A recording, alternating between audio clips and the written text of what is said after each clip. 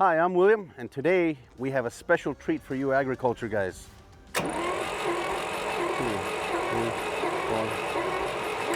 Whoa, did you see that drop? Number one was at 100, number two was at 90. These two are a little concerning, right?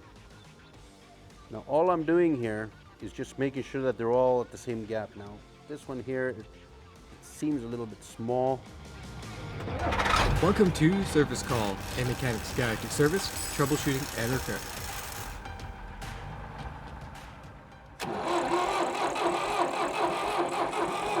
No, it's not going through. Okay, so we'll have to bypass the switch. So when we tried to check for spark across our spark plug, we didn't get anything, okay? Now that's because our key switch was not on. So we looked for a key, we cannot find a key, so what I'm gonna have to do is actually bypass the switch, okay? And what that does is it actually provides power to our ignition coil that's going to go through those points I showed you earlier, and it's going to jump through that spark plug, okay? So let me take this out and I'm gonna show you what I'm gonna do here. There's a reason why I wanna show you this, okay? So when you look at the back here, okay, you'll see that there's that big wire, braided wire that's here, okay? It's actually a black wire. That's the one that brings power in, okay? And it's called B. It has a little stamp, B stamped on it, which means battery, okay? The other one has an S, which means starter. So when you go to crank the key, you crank it over, that's what that S means, starter, right? And then there's the other one, which is the I, okay? And I is for ignition, okay? So when you turn your key on to the first position, that's your I position. Then your S is when you go to crank it, okay? So what I'm gonna do is with this little jumper cable I made, okay? I'm just going to provide power. I'm gonna disconnect our, okay? And then you can probably see the lettering. There's the B, there's the I, and there's the S, okay? So I'm just gonna put that aside. And what I'm gonna do is connect the B, okay, which is your input, to my yellow and red down here, okay, which is my ignition. Okay, so right now it's simulating that my ignition is on. So when we go to check our spark, okay, so watch between the center electrode and the outer, we should get a spark there. Okay, so I'm going to turn the engine over. It might, well, and we don't have a spark. No spark. I'm just going to pull the distributor cap off again. Let me have a look, another look inside. Okay, and what's important here is that gap. Now, right now, it's not a high-performance engine, so dwell is not that crucial right now, but we need to make sure that that gap is wide enough. What I'm looking for here is that gap right in there, okay? I need to make sure that that gap is there, it's wide enough, and let's just have a quick look, okay? Right in there.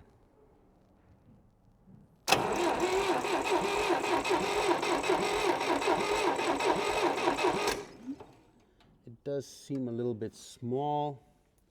I'm just going to adjust it a little bit. I'll show you how I do it. Okay.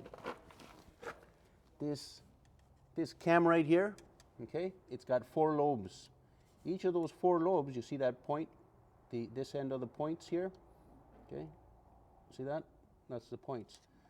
It's riding on that cam, all right? And there's 4 of them because there's 4 cylinders, okay? So each time that it closes like that, okay, it allows low current, okay, to go through here, right? And that low current, okay, comes in here and it goes into my coil, ignition coil, okay? Inside this ignition coil, there's a step up. It actually acts like a step up transformer. It converts 12 volts, okay, or anywhere between 6 to 9 volts, it converts it to probably about 20,000 volts or more. So you need 20,000 volts to get that current across there. And that's why we see a little spark. But in this case, we're not seeing a spark. So what we're looking at here is this. That center shaft, okay? And we have 4 sides to it. Okay? And then they're joined like this.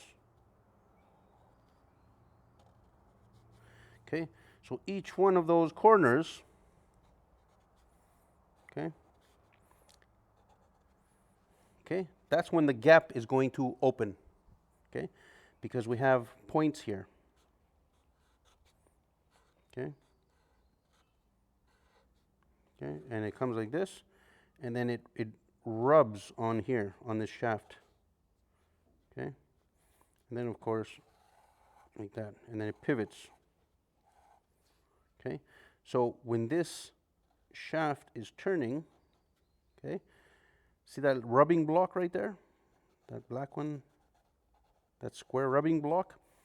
When it's at that highest point, that's when your gap here is the greatest. Okay? And that's what I'm looking at right now. I'm looking for the greatest gap. Okay? Because that's how we adjust the points on the that's how we adjust the points on this the ignition, right? And the other thing that's important is the duration of time that those points are together. Okay, these points right here. We'll just call it a P. Okay, those points.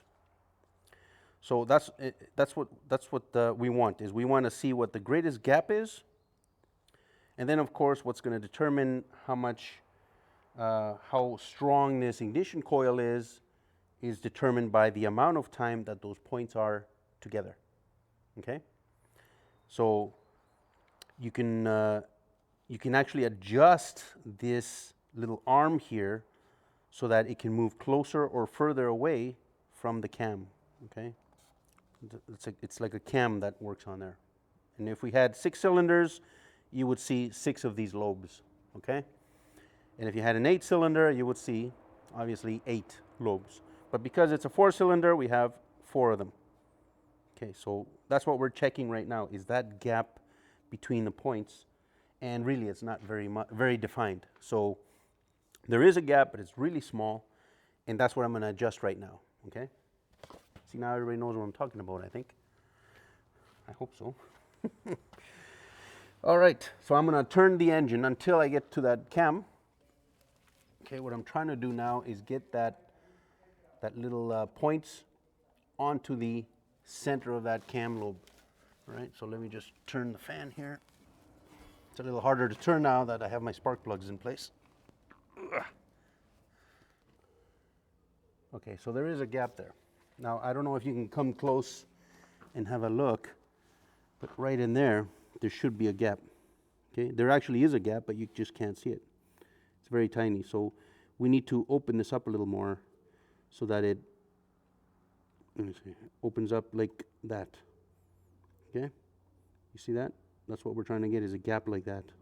Right now that it's on the highest part, I'm going to loosen this screw. Okay, and you're going to see how that points adjust. Okay, like that. And you see that little, you could probably see that little area right here. That's for my screwdriver right there. You see that? So I can adjust it. Where this screw is right here, it's a slot. Okay, and look, check this out.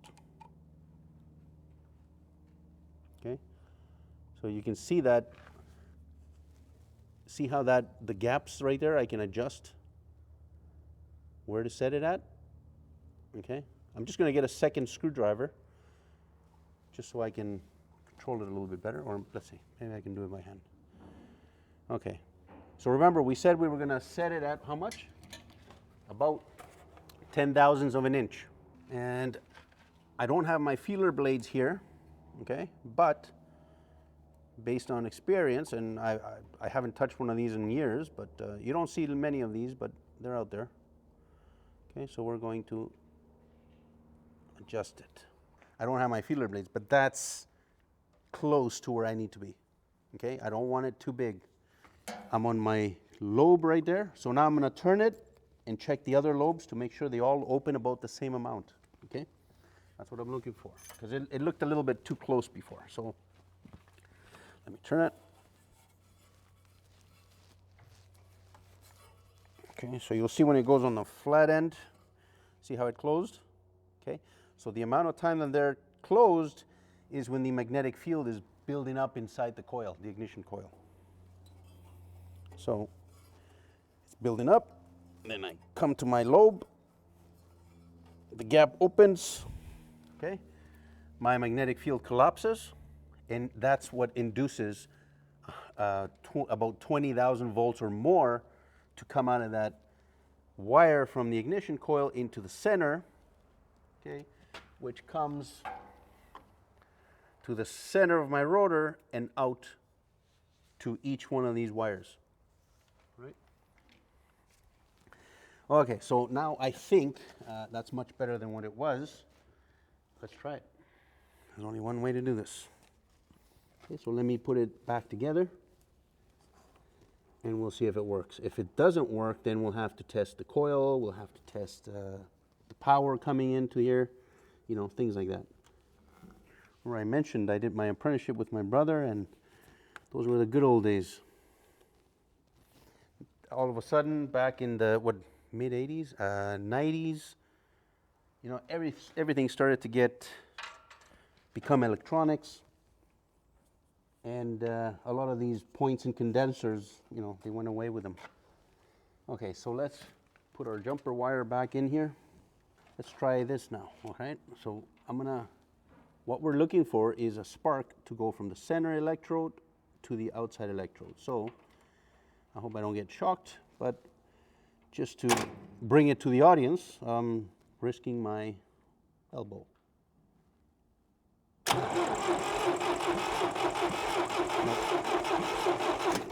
No spark.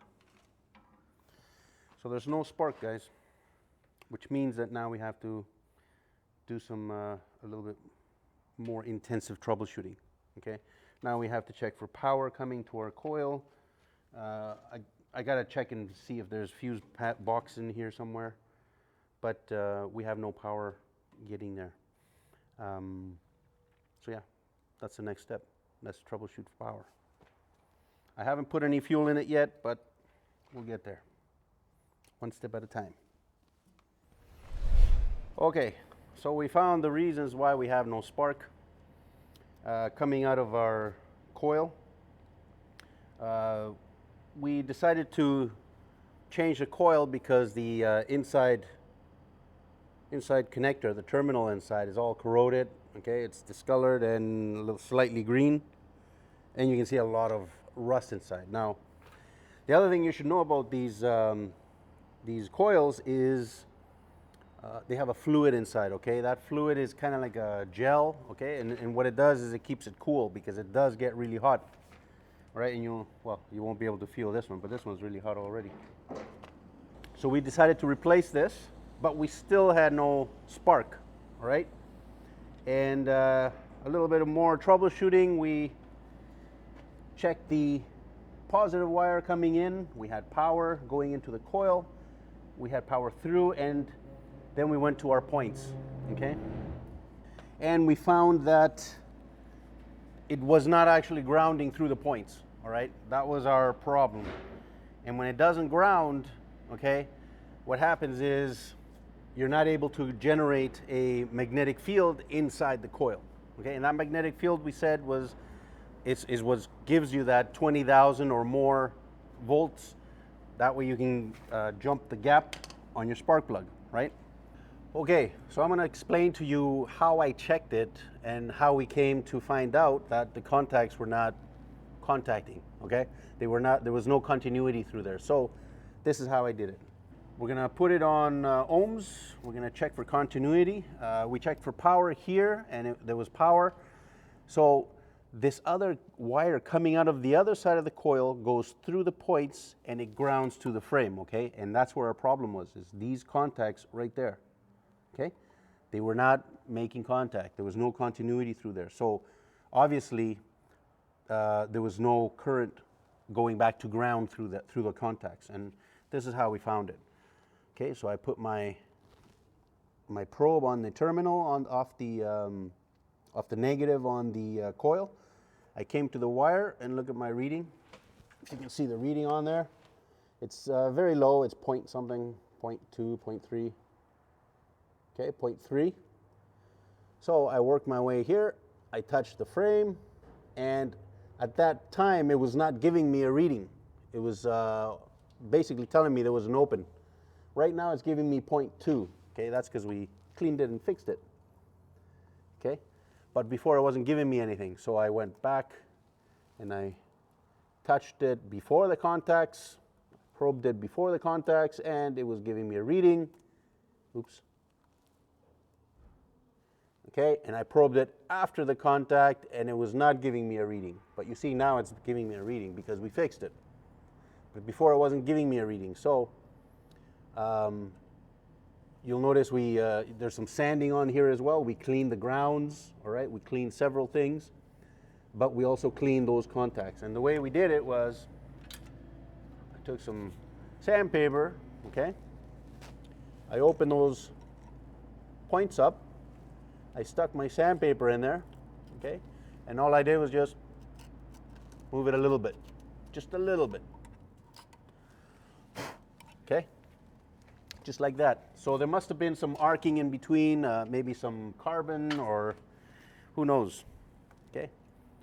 So when we went to check after, okay, we probed that.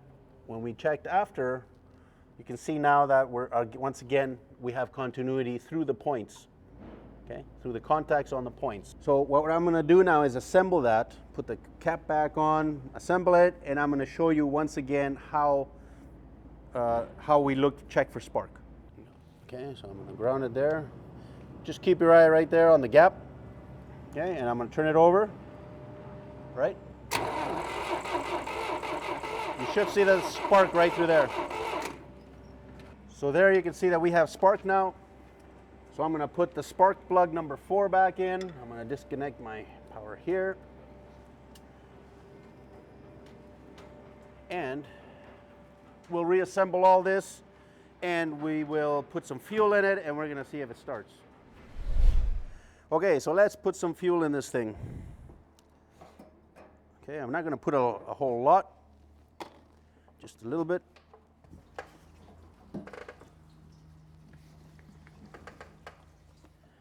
Okay, so we're gonna try and start it. Let's see what happens. I don't know much about these things. I assume the accelerator is there on the, right next to the steering wheel. Let's see what happens.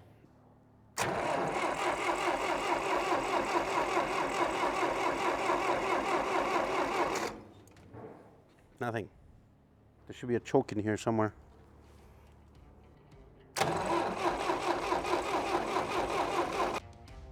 Flooded, that's the word. Haven't heard that term in years. In the carburetor, there's very tiny holes. Okay, so we're only gonna do this just to try and start it, all right? We're not running the machine, we're not going to putting it to work yet. To get affordable and high quality replacement parts, visit FortisHD.com. Thanks for all the support so far, especially on this service call series. We love hearing feedback from the community. And if there's anything you'd like to see, be sure to let us know in the comments.